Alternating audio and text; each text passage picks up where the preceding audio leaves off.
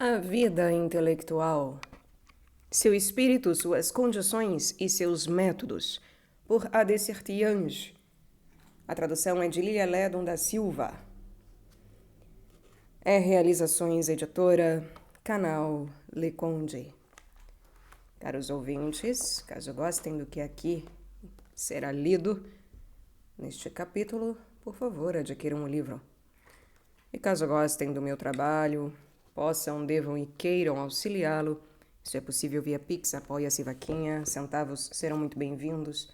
Também é possível pelo PayPal, ou ainda é possível comprar livros que chegaram até mim pela lista de desejos da Amazon, como nos fez o Marcos com este livro, que foram 2 livros, na verdade, porque é A Vida Intelectual e a Arte e a Moral, que já foi gravado, aliás. Então, mais uma vez, muito obrigada, Marcos, por esse belíssimo presente, aliás. E também é possível auxiliar o canal tornando-se membro. Ao tornar-se membro, você também faz parte aqui da comunidade daqueles que apoiam este trabalho, concordam com ele, sendo que é uma assinatura mensal que pode ser cancelada a qualquer momento. Diversos são os valores, diversas são as possibilidades. Centavos serão muito bem-vindos, qualquer possibilidade de ajuda é sempre muito bem-vinda. Eu peço também para que, por favor, curtam, compartilhem, comentem, inscrevam-se no canal, pois tudo isso é de graça e ajuda muito o engajamento. Obrigada pela presença. Nós seguimos aqui para o capítulo 9, é o último capítulo do livro. Finalmente, eis o fim. O título é O Trabalhador e o Homem. Uma boa escuta a todos. Primeiro, manter contato com a vida. Depois de haver pedido tanto e aparentemente forjado tantos grilhões, será ironia voltar-se uma última vez para o intelectual e dizer-lhe: conserve livre sua alma? O que mais importa à vida não são os conhecimentos, mas o caráter. E o caráter estaria ameaçado se o homem se encontrasse, por assim dizer, debaixo do seu trabalho, oprimido pela pedra de Sísifo. Existe outra ciência além da que cai dentro da memória. A ciência de viver. O estudo tem de ser um ato de vida, ser proveitoso para a vida, sentir-se impregnado de vida. Destas 2 espécies de espíritos, os que se esforçam por saber alguma coisa e os que tentam ser alguém, a segunda é a que merece de longe os louros. Tudo no saber não passa de esboço. A obra acabada é o homem. A intelectualidade, de certo, concorre para a soberania do homem, mas não basta. Além da moralidade, onde se inclui a vida religiosa, devem levar-se em conta prolongamentos em vários outros setores. Mencionamos a sociedade, a atividade prática. Acrescentemos o convívio com a natureza, os cuidados com o lar, as artes, as reuniões, uma dose de poesia, o culto da palavra, os esportes inteligentes, as manifestações públicas. A medida certa para tudo isso é difícil de estipular. Confio em que o leitor encontre aqui ao menos o estado de espírito que deve nortear essa decisão. É um índice seguro para o pensamento e para a prática, saber apreciar o valor relativo das coisas. O estudo não tem outra razão de ser que propiciar a expansão de outro ser. Ele não deve acabar reduzindo-nos. Se a arte é o homem acrescentado à natureza, a ciência é a natureza acrescentada ao homem. Nos 2 casos é preciso salvar o homem. Pascal recusa-se a prestar sua estima ao especialista que não seria senão isso. Ele não quer que, quando um homem entra num círculo social, todos se lembrem de seu livro. É uma marca pessoal muito ruim, diz ele. E ele não se refere apenas a esse espírito de ciência comparada que descrevemos. Está pensando na harmonia humana. É preciso sempre ser mais do que se é. Se filósofo, deve-se ser um pouco poeta, e se poeta, um pouco filósofo. O artesão tem de ter um tempo para ser poeta e filósofo. Ninguém há de contestá-lo. O escritor precisa ser um médico e o clínico precisa saber escrever. Todo especialista é, antes de tudo, uma pessoa, e o essencial da pessoa está para além de tudo o que se pensa, de tudo o que se faz. A compreensão do destino não se processa com a compreensão de uma coisa em particular. Abrimos-nos a ela com a flor do espírito, nas palavras de Zoroastro. As metas particulares não valem a vida, nem os atos a ação, nem o talento uma ampla intuição em que toda a existência é englobada. A obra não vale o obreiro. Tudo é nocivo quando destacado da sua rede de relações, e é unicamente em nosso ambiente geral que nossa alma consegue desabrochar. Aquele que só pensa em seu trabalho, trabalha mal, diminui-se, adquire um cunho profissional que se transformará em tara. O espírito deve permanecer aberto, preservar o contato com a humanidade e o mundo, para que a cada sessão de estudo ele proporcione a possibilidade de nova expansão. Já citamos esta consideração de um rabino, abre aspas, quando um recipiente está preenchido com nozes, pode-se ainda deitar nele muitas medidas de azeite. Fecha aspas. Aplicando-a aos trabalhos que se apoiam mutuamente em vez de se afrontarem. Chamemos agora nozes ao trabalho técnico como um todo. Podemos acrescentar-lhe, sem sobrecarga, ao contrário, aliviando-lhe o peso, o azeite da vida intelectual descontraída, dos nobres lazeres, da natureza, da arte. O próprio trabalho técnico lucrará com isso. Ele tira amplo proveito da sociedade, da amizade, da ação exterior, e já expus os motivos desse fato. Neste ponto, só estou estendendo a situação básica, cujo alcance é geral. Poder-se-á acreditar que uma visita ao Louvre, a audição da Sinfonia Heróica, a Terceira Sinfonia ou assistência a Édipo Rei, um passeio em Versalhes, nos ouros do outono, a simples visão de um pôr-do-sol, uma comemoração patriótica no Trocadero ou no grande anfiteatro da Sorbonne, os Jogos Olímpicos, a encenação de um mistério em Jumièges ou no Teatro de Orange, um grande discurso em Notre-Dame, sejam alheios às especialidades, quaisquer que sejam? Seria compreender mal o pensamento se não se visse a ligação que ele entretém com todas as manifestações criadoras. A natureza tudo renova, refresca toda a cabeça bem feita, abre caminhos e sugere enfoques abrangentes que ficam fora da alçada da abstração. A árvore é um instrutor, e o prado formiga de ideias, tanto quanto de anêmonas ou de malmiqueres. O céu está carregado de inspirações em suas nuvens e em seus astros. As montanhas estabilizam nossos pensamentos com sua massa, e as altas meditações se precipitam em um mesmo ímpeto atrás das correntezas. Conheço alguém que, olhando para uma torrente rápida numa região montanhosa, se alçava invencivelmente à ideia dos mundos, sonhando com essas massas que se precipitam com a mesma celeridade, sob a dominação das mesmas leis, na dependência das mesmas forças, graças ao mesmo Deus, do qual tudo parte e ao qual tudo retorna. Voltando ao trabalho, ele sentia-se enlevado pela força única, imbuído dessa presença propagada por toda parte, e mergulhava sua obscura ação na comunhão dos seres.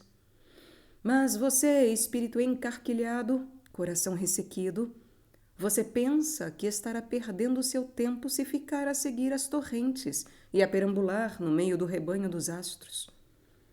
O universo preenche o homem com sua glória, e você o ignora. A estrela da noite enfastia-se com seu estojo sombrio. Ela quer acomodar-se no pensamento, e você lhe recusa abrigo. Você escreve, calcula, alinha proposições e elabora teses, e não olha. Quem não sabe que durante um concerto o intelectual pode ser tomado de uma impressão de grandiosidade, de beleza, de potência que se transfere de imediato para seus modos de ver pessoais, contribui para seus propósitos, dá novo colorido a seus temas habituais e lhe proporcionará logo depois uma sessão de trabalho mais rica? Então ele não vai nas costas do programa rabiscar apressadamente o esquema de um capítulo ou uma exposição, a ideia de uma temática, uma imagem vívida. A harmonia elevou o tom de sua inspiração, e o ritmo em que ele ficou preso como um transeunte numa tropa em marcha arrastou-o para novas estradas. Em Saint-Sulpice, no interior de sua capela dos Santos Anjos, Delacroix embebia-se deliciosamente dos sons do grande órgão e dos cantos religiosos. Ele atribuía a essa harmonia o êxito extraordinário do seu Jacó em combate e do cavaleiro de Heliodoro. A música é preciosa para o intelectual por não especificar nada e, consequentemente, por não constituir empecilho a nada. Ela apenas suscita estados de ânimo cuja aplicação por cada um a determinada tarefa tirará deles o proveito que quiser. Rodin fará disso uma estátua, Corot uma paisagem, Guthrie uma página exaltada, Pasteur uma pesquisa mais apaixonada e mais atenta. Tudo na harmonia tem coesão, tudo na harmonia tem coesão, e tudo nela se regenera. O ritmo, pai do mundo, é também pai do gênio em que o mundo se reflete. No horizonte indistinto do sonho, cada um vê subir a imagem de sua escolha e lhe registra os traços usando sua linguagem pessoal. Segundo Santo Tomás, as circunstâncias de pessoa e as circunstâncias de fato fazem parte das atividades, concorrem para integrá-las e conferem-lhes suas características. A ação de pensar constituirá a única exceção? Não será ela influenciada pelo ambiente imaginativo, sensorial, espiritual, social que nós nos empenhamos em proporcionar-lhe, a fim de que não seja um canto isolado e sim uma das vozes da orquestra?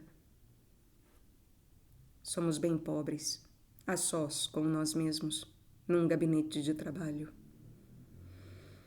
Somos bem pobres, a sós com nós mesmos, num gabinete de trabalho. É bem verdade que se pode trazer para dentro dele o universo e povoá-lo com Deus. Mas esse povoamento só se torna efetivo depois de uma longa experiência cujos componentes estão por toda parte. Será que eu poderia encontrar Deus em meu quarto se eu nunca fosse à igreja, nem andasse sob o céu que proclama a sua glória? Escreveria eu embevecido da natureza e da beleza universal, se os grandes panoramas, o plácido campo e os cenários da arte não me tivessem previamente educado? É preciso, assim, que expandamos o trabalho, para que não nos transformemos em agrilhoados condenados a trabalhos forçados e não reduzamos a intelectualidade ao papel de pelourinho. O trabalho é um ato livre. Você, pois, ou vocês, pois, que tencionam dedicar-se à vocação do estudo, não deem as costas para favorecê-lo a todo o restante da vida. Não deem as costas a todo o restante da vida para favorecer a vocação ao estudo. Não renunciem a nada que faça parte do homem. Mantenham um equilíbrio em que o peso dominante não tente arrastar tudo consigo.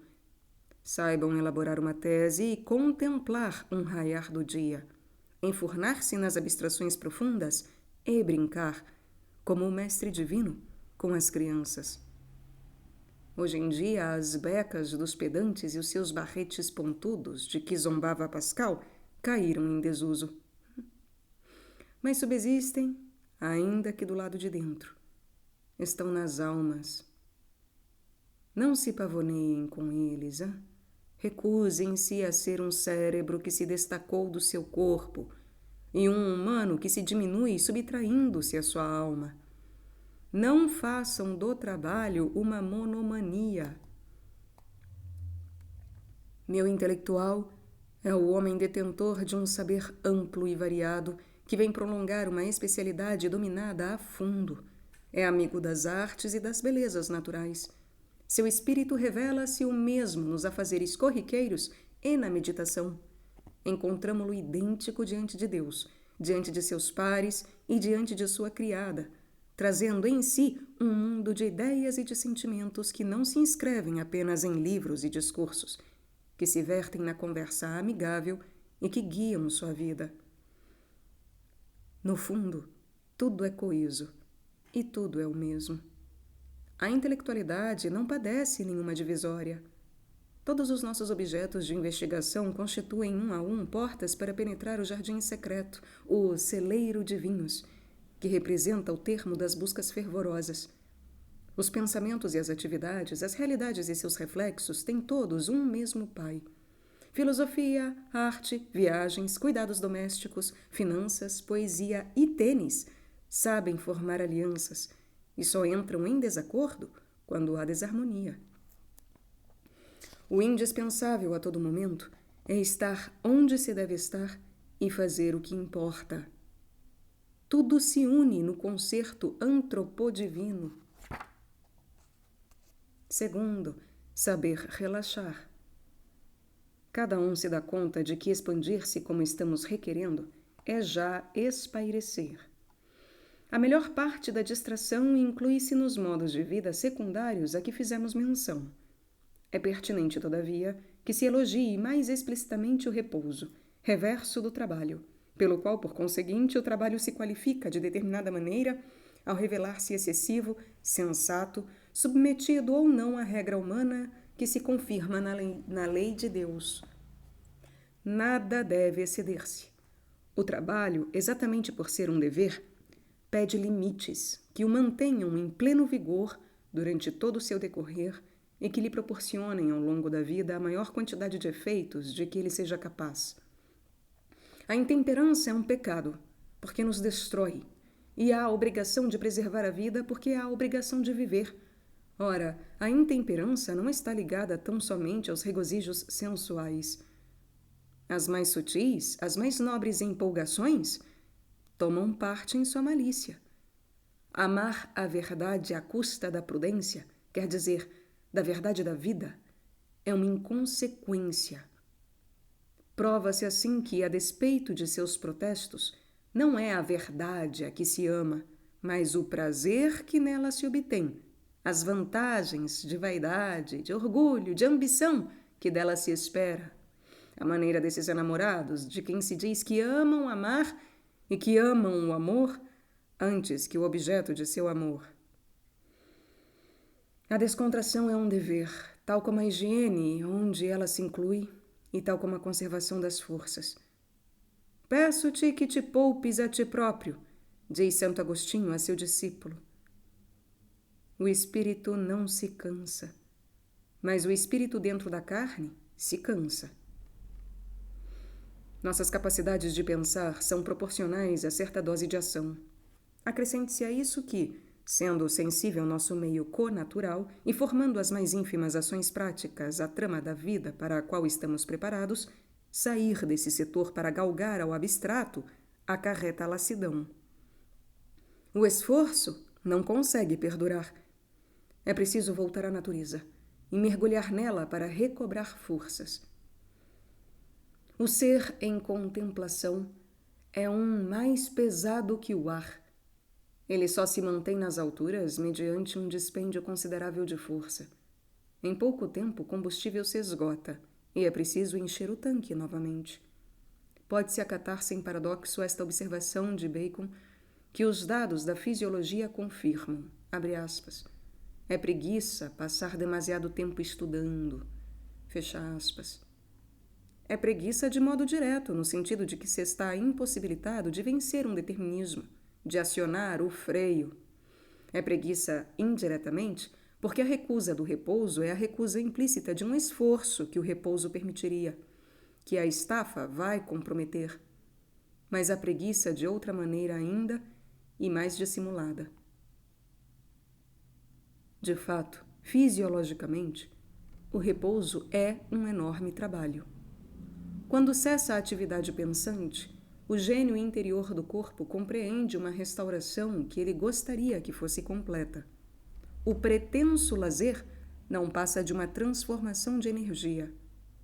No teatro, quando baixa o pano, um batalhão de operadores lança-se ao palco, limpa, conserta, modifica, e assim se apronta o ato seguinte. O diretor de cena que interrompesse ou atrapalhasse essa correria não seria um inimigo da peça? Do autor, dos intérpretes, do público e de si próprio? O estafado contrapõe-se assim à própria vocação, àquele que a atribui a ele, a seus parceiros na construção intelectual, a seus irmãos que dela tirariam proveito e a seu próprio bem. O melhor modo de descontrair ainda seria, se fosse possível, não cansar-se, quer dizer, equilibrar seu trabalho de maneira que conseguisse que uma operação o descansasse de outra. Na medicina, a miúde se combatem os efeitos de uma droga nociva com seu antagonista. Nem tudo cansa do mesmo jeito, nem no mesmo momento. O fundidor, suando em bicas diante da fornalha, consideraria um repouso atar feixes de feno em campo aberto, e o enfardador distribuir o feno nos coxos. Já demos indicação nesse sentido. Ao tratarmos o aproveitamento do tempo e depois a constância no trabalho, tocamos o princípio da distribuição das tarefas. Nem tudo na intelectualidade se resume a uma concentração exaustiva. Há as preparações, os paralelos, os corolários práticos dos pensamentos e das criações. Escolher livros, selecionar documentos, reunir anotações, classificar manuscritos, colar papeletas nas margens de suas folhas, revisar provas, pôr em ordem os objetos de escritório, arrumar a biblioteca, tudo isso é ocupação. Não é trabalhar. Organizando-nos de modo adequado, podemos dar o máximo de nós ciente e controladamente e nos intervalos executar muitas dessas tarefas pouco cansativas, conquanto indispensáveis, e que adquirem em si mesmas valor de contemplação. Esse escalonamento dos trabalhos, segundo suas exigências cerebrais, trará uma dupla vantagem. Evitará a estafa e devolverá ao trabalho intenso toda a sua pureza. Quando não se previu o repouso que não se toma, toma-se.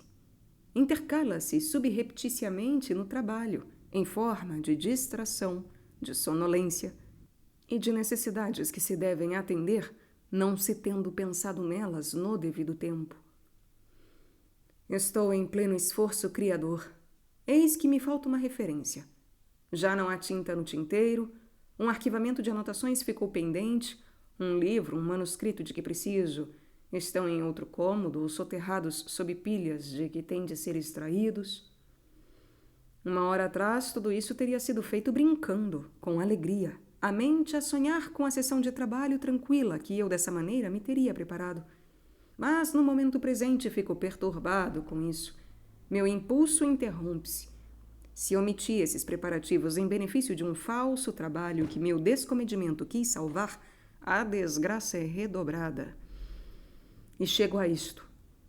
Nem verdadeiro repouso, nem verdadeiro trabalho. Reina a desordem. Evitem cuidadosamente, como já disse, no que tange aos instantes de plenitude, o semitrabalho, que é um semi-repouso e que não serve de nada. Trabalhem energicamente, depois relaxem, ainda que seja por meio de um espairecimento relativo que prepara, auxilia ou encerra o trabalho. O descanso total será, aliás, igualmente necessário. Total, digo eu, pelo abandono momentâneo de toda preocupação laboriosa, salvo a que se concentra no trabalho permanente, cuja facilidade e cujos benefícios já conhecemos. Santo Tomás explica que o autêntico repouso da alma é a alegria, a ação deleitável.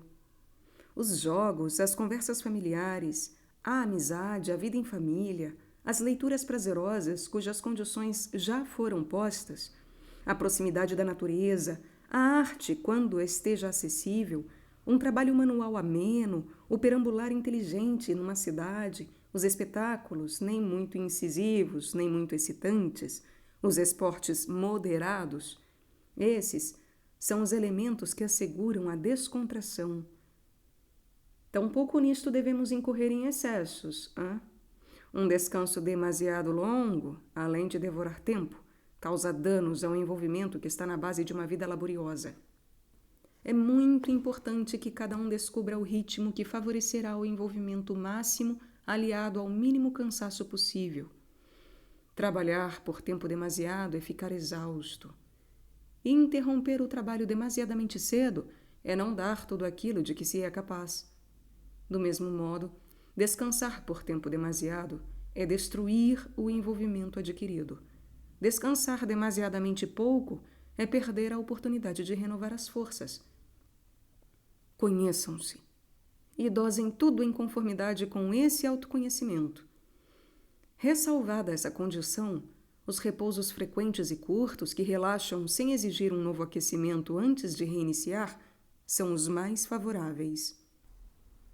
Ah, se fosse possível trabalhar em plena natureza, com a janela aberta para uma bela paisagem, em posição de espairecer por alguns instantes, tão logo aparecesse o cansaço, no meio da vegetação, ou, se ocorresse uma parada no pensamento, de perguntar o que opinariam a esse respeito as montanhas, a assembleia das árvores ou das nuvens, os bichos que por ali circulassem, em vez de ficar amarguradamente no aguardo de uma retomada. Aposto que o produto do trabalho viria em dobro e que seria muito mais admirável, muito mais humano. Somos tão realistas, estando a circular no campo, e a alma permanece ao mesmo tempo tão elevada. O imperativo categórico não deve ter sido concebido num prado, nem muito menos a aritmética pretensamente moral de um Bentham. Jovens que aspiram alto e querem ir longe, atenham-se à realidade humana. Preservem uma cota de lazer. Não se esgotem. Trabalhem na tranquilidade e na alegria espiritual. Sejam livres. E até, se necessário, usem de astúcia para consigo mesmos. Prometam-se, na hora do esforço, algum alívio agradável, cuja imagem já, por si, lhes refresquem o pensamento, enquanto aguardam que ele lhes venha restaurar as forças. Se estiverem em grupo, façam boa acolhida às distrações uns dos outros. O homem que não graceja nunca, diz Santo Tomás, que não aceita brincadeiras e não incentiva ao lado lúdico ou relaxante de outrem, é um bronco e tem um alto custo para o próximo. Não se consegue viver um dia sequer, dizia Aristóteles, com um homem inteiramente sombrio. Terceiro, aceitar as provações. Tal equilíbrio do trabalho e da alegria repousante é tanto mais necessário quanto as provações do trabalhador são inúmeras. Demos uma ideia disso reiteradas vezes. Em matéria de ciência, como em tudo mais, não se chega à salvação senão pela cruz.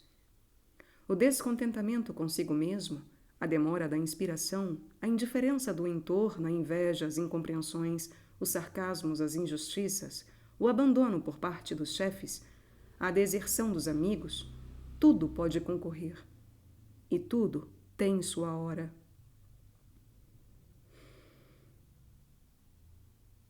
Escrevia Georges Sand a respeito de Balzac, abre aspas, a superioridade tende-se a ver com tantos obstáculos e sofrimentos que o homem que persiste, com paciência e brandura, em cumprir a missão do talento, é um grande homem. Fecha aspas. Vocês não hão de querer atribuir-se a si próprios esta última expressão. Contudo, se em algum grau vierem a ser alguém, fiquem no aguardo de provações seletas e preparem-se para experimentá-las em seus vários sabores. A provação do ideal, que lhes parece estar cada vez mais distante à medida que apartam os passos. A provação dos estúpidos, que não entendem nada das palavras que vocês lhe dizem e ficam escandalizados com elas. A aprovação dos invejosos, que os julgam impertinentes por terem atravessado a linha de combate deles. A aprovação dos bons, que se deixam abalar, passam a suspeitar de vocês e os largam. A aprovação dos medíocres, que são a grande massa, e que vocês incomodam com sua tácita afirmação de um mundo superior.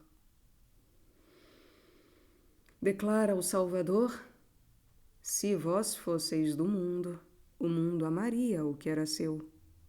Mas porque não sois do mundo, por isso é que o mundo vos odeia.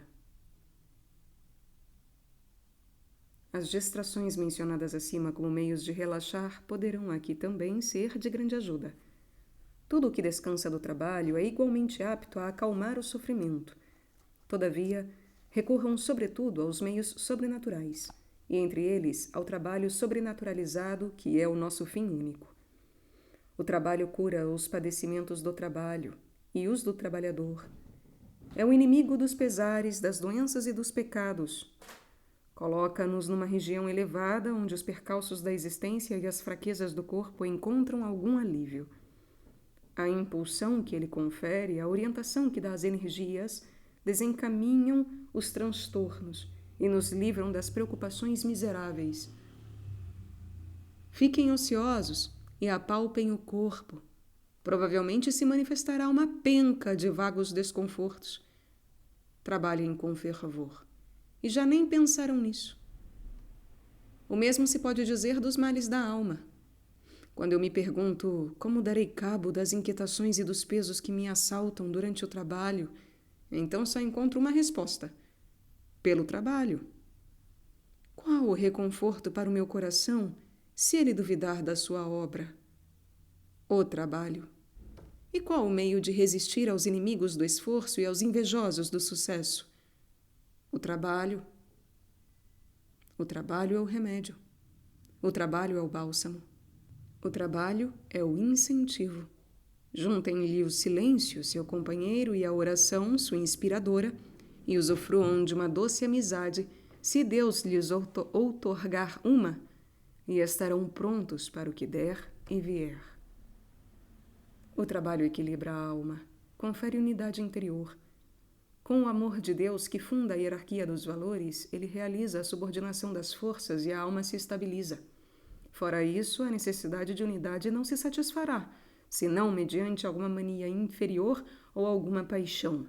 E nossas fraquezas de todos os tipos voltarão a dominar. Não é à toa que se chama a preguiça mãe de todos os vícios. Ela é também mãe das falhas e dos penares. Em todo caso, ela os estimula. O sentimento de vitória que o trabalho suscita combate essa depressão. O gasto das forças, quando segue um ritmo, alça-lhes o tom e regulariza-as, como o impulso da equipe que rema cantando. A verdade é uma defesa, dá-nos firmeza, alegra-nos.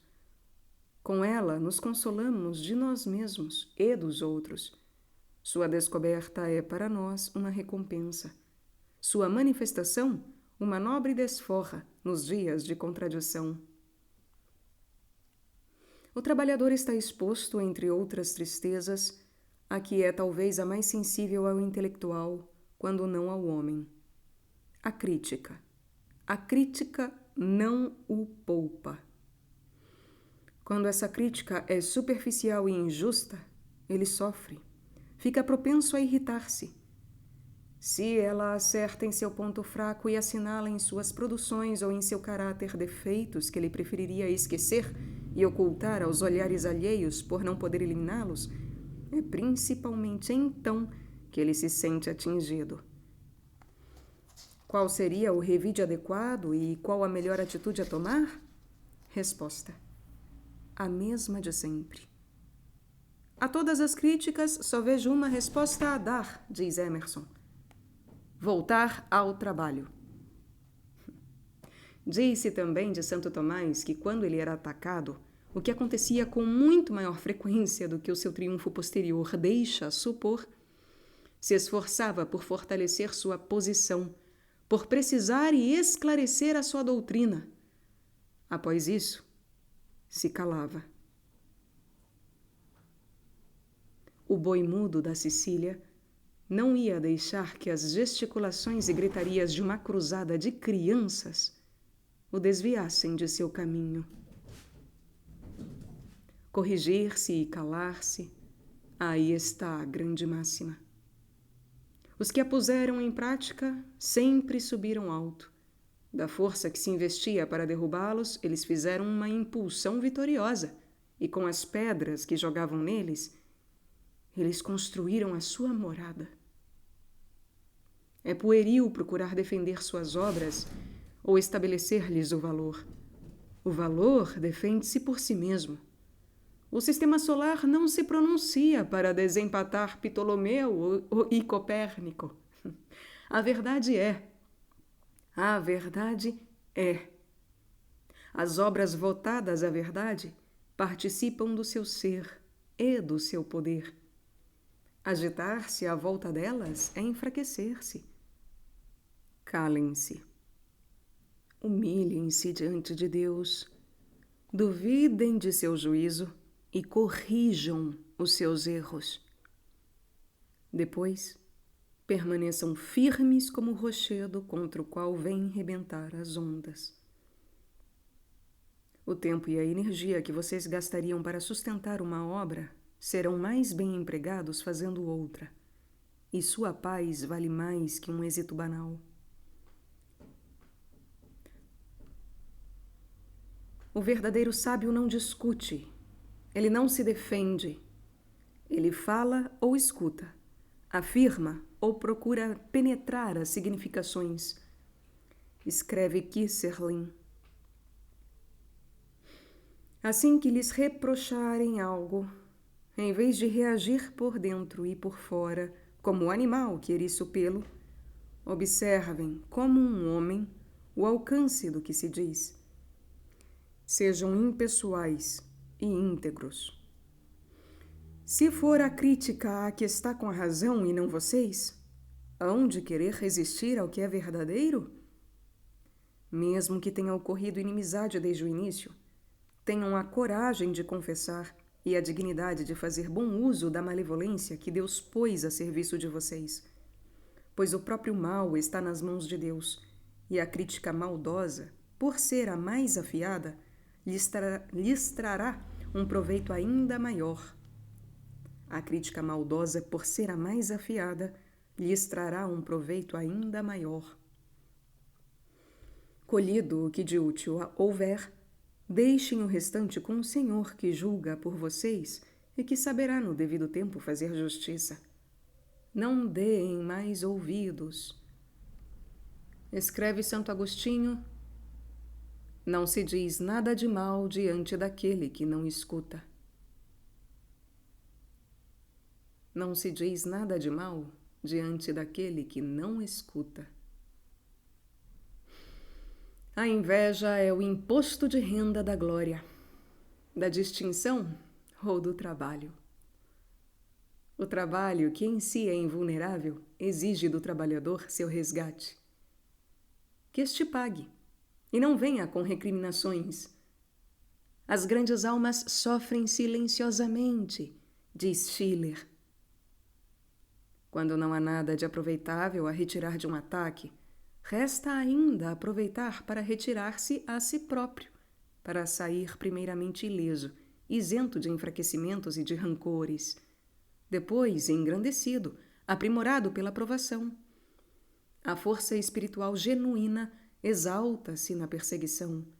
Às vezes geme, mas o seu gemido é igual ao de toda criatura que geme ainda agora e sofre as dores da maternidade, como diz o apóstolo. Dissemos que a vida intelectual é um heroísmo. Então gostariam que o heroísmo nada custasse? As coisas só valem na exata proporção do que elas custam. O sucesso fica para depois. O louvor fica para depois. E talvez não o dos homens, mas o de Deus e da sua corte, que farão da consciência de vocês seu profeta. Os trabalhadores, seus irmãos, também os reconhecerão, apesar de sua defecção aparente. Entre intelectuais cometem-se muitas pequenas vilezas e às vezes grandes iniquidades. No entanto, uma classificação implícita nem por isso deixa de consagrar os valores autênticos, ainda que a publicidade os relegue ao esquecimento. Se for preciso protelar também sua utilidade, quem sabe, talvez até a época em que vocês já não estejam aqui, então consintam. Se for preciso protelar também sua utilidade, consintam. As honrarias póstumas são as mais desinteressadas, e a utilidade póstuma preenche satisfatoriamente os verdadeiros desígnios de sua obra. Afinal, o que querem vocês, hein? Fama? Lucro? Então, neste caso, não passam de falsos intelectuais. A verdade? Ela é eterna. Não é necessário utilizar a eternidade. O verdadeiro desvela-se pouco a pouco. Os que o tiram da sombra não têm de pedir-lhe que ele lhes confira uma auréola. Eles estão servindo, e isso basta. e cingir por um único instante o gládio dos heróis ou carregar o escudo diante deles, essa é a sua recompensa. O trabalho não vale de fato por si mesmo? É um dos crimes do nosso tempo havê-lo depreciado e substituído a sua beleza pela feiura de um violento egoísmo. As nobres almas vivem uma bela vida e esperam dela a fecundidade como um suplemento. Elas trabalham não só pelo futuro, mas pelo trabalho, para que sua vida seja pura, reta e viril, semelhante à de Jesus, e pronta para unir-se a ela. Assim, elas não se detêm nas decepções. O amor não receia as decepções, nem a esperança, nem a fé de raízes sólidas. Por mais que trabalhemos sem fruto aparente, que semeemos e não colhamos, que nademos e sejamos repelidos da margem, que caminhemos e não encontremos diante de nós, senão espaços sem fim, nada disso constitui de forma alguma decepção para os que cremos, para os que temos esperança. E isso agrada aos que amamos, porque o amor tem sua melhor prova quando trabalhamos por prazer, o prazer do amado e de seu serviço. Quarto, apreciar as alegrias. De resto, no trabalho nem tudo é contrariedade. O trabalho comporta suas alegrias, e é uma felicidade se a alegria por si só desperta nossa disposição para trabalhar e nos relaxa após o esforço. Seria bom ter alegria mesmo nas aflições e contrariedades, a exemplo do apóstolo. Eu me excedo em alegria em meio às minhas tribulações. A tristeza e a dúvida matam a inspiração, mas a matam unicamente quando se cede a elas. Reerguer-se mediante a alegria cristã é reavivar a chama abafada. Escreve Marie Bashkirtsev, não sei se exatamente assim a pronúncia, mas ela escreve, abre aspas, os fracos pensam no passado, os fortes tratam de desforrar-se. Fecha aspas. Isso é sempre possível. E, a fim de ajudar nisso, Deus permite que descansemos, às vezes, num contentamento tranquilo. A sensação de altitude dá ao trabalhador, como ao escalador de rochas e geleiras, uma alma a um só tempo confrangida e feliz. As paisagens de ideias, mais sublimes que as alpinas, excitam sua embriaguez. Diz Santo Tomás de Aquino, abre aspas, ver a ordem do universo e as disposições da divina providência é uma atividade eminentemente deleitável. Fecha aspas. Segundo o angélico doutor, a contemplação parte do amor e termina na alegria. Amor do objeto e amor do conhecimento enquanto ato de vida. Alegria da possessão ideal e do êxtase que ela provoca. O intelectual cristão escolheu a renúncia, mas a renúncia o enriquece mais que uma opulência altiva. A renúncia o enriquece mais que uma opulência altiva. Ele perde o mundo, e o mundo lhe é dado espiritualmente. Ele ascende ao trono de onde se julgam as 12 tribos de Israel. O ideal é a sua realidade pessoal, que para ele substitui a outra e absorve todos os defeitos desta, usando da beleza. Despojado de tudo pelo espírito, e não raro de uma pobreza efetiva, ele vê-se acrescido de tudo aquilo de que ele mesmo abre mão, ou que abre mão dele.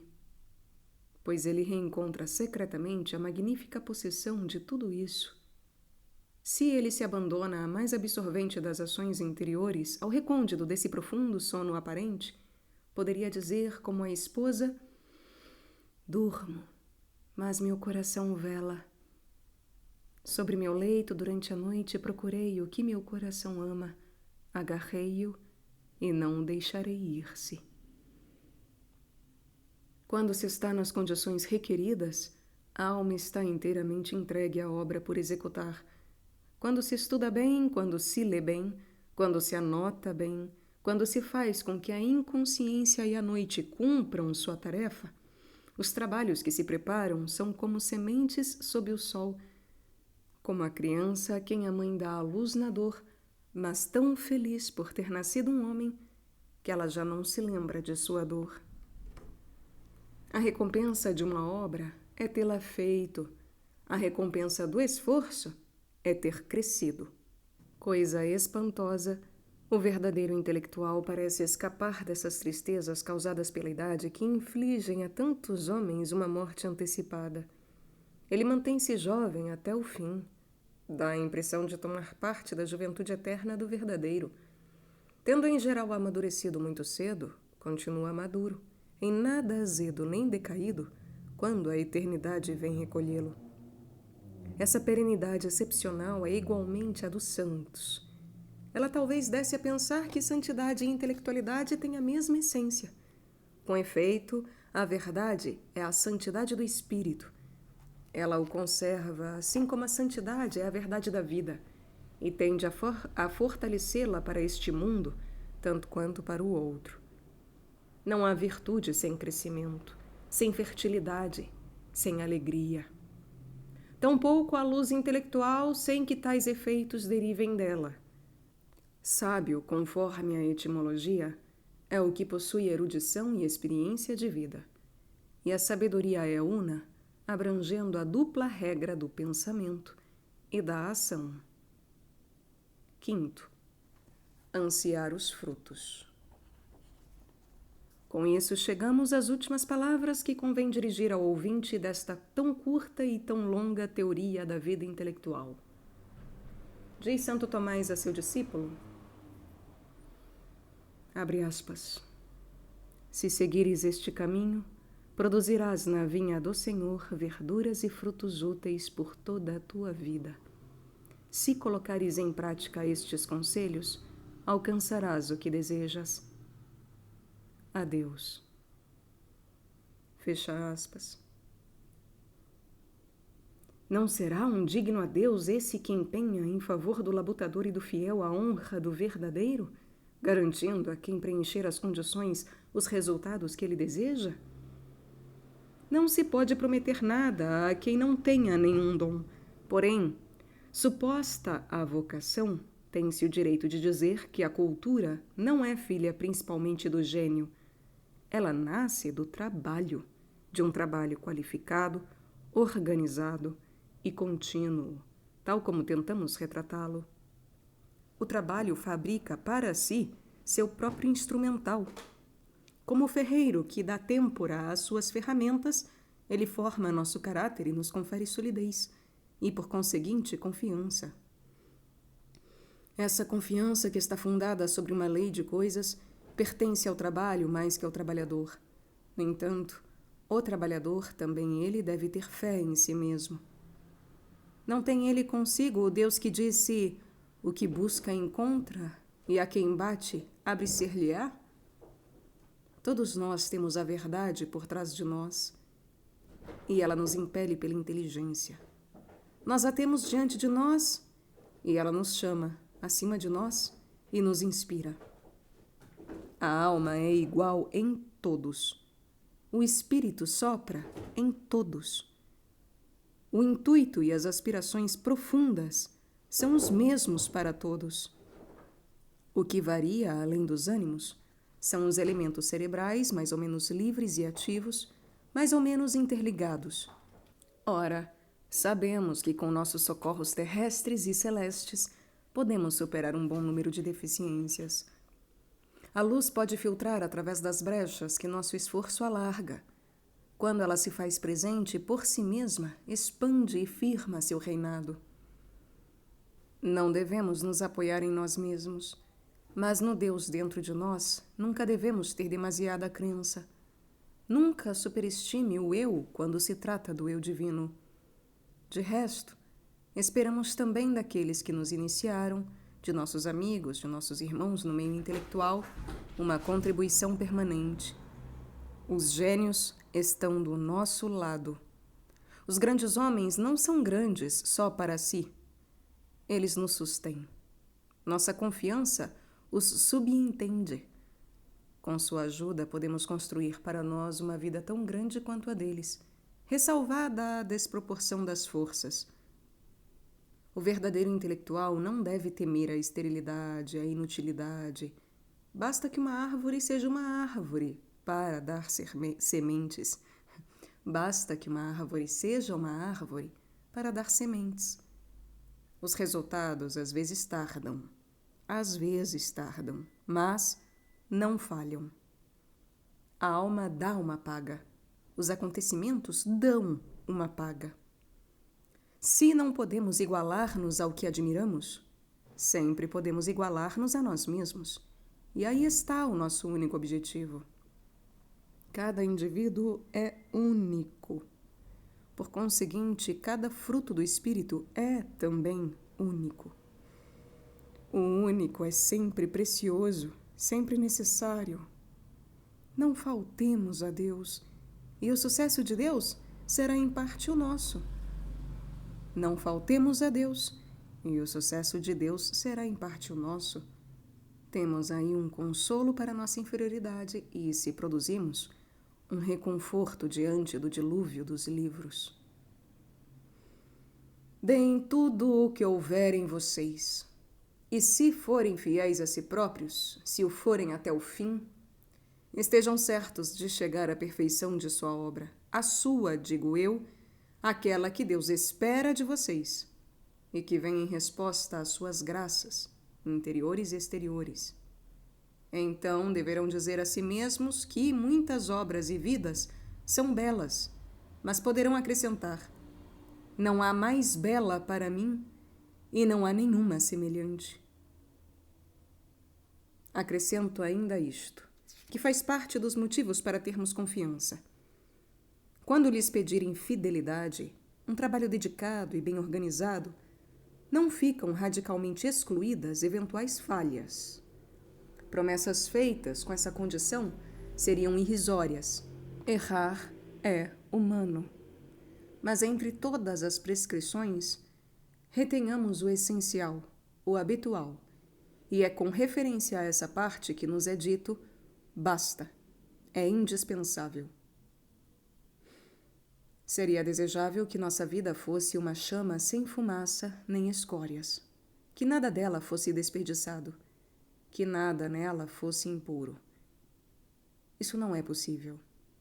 Mas o possível é ainda belo, e belos e saborosos são os seus frutos. Decididos a pagar, anotem no registro de seu coração hoje mesmo, se já não fizeram isso, a sua firme resolução. Aconselho que escrevam essa decisão também em preto no branco, de modo bem legível, e que coloquem os termos em que foi formulada bem à sua frente. Quando se puserem ao trabalho e depois de terem orado, reassumirão essa resolução a cada dia. Terão tido o cuidado de mencionar especialmente o que lhes é o menos natural e o mais indispensável a vocês, tais quais são. E, se necessário, recitarão isso em voz alta, para que sua palavra lhes seja a vocês mesmos mais nitidamente dada. E então acrescentem e repitam com plena certeza: se fizeres isso, produzirás frutos úteis e alcançarás o que desejas. Adeus.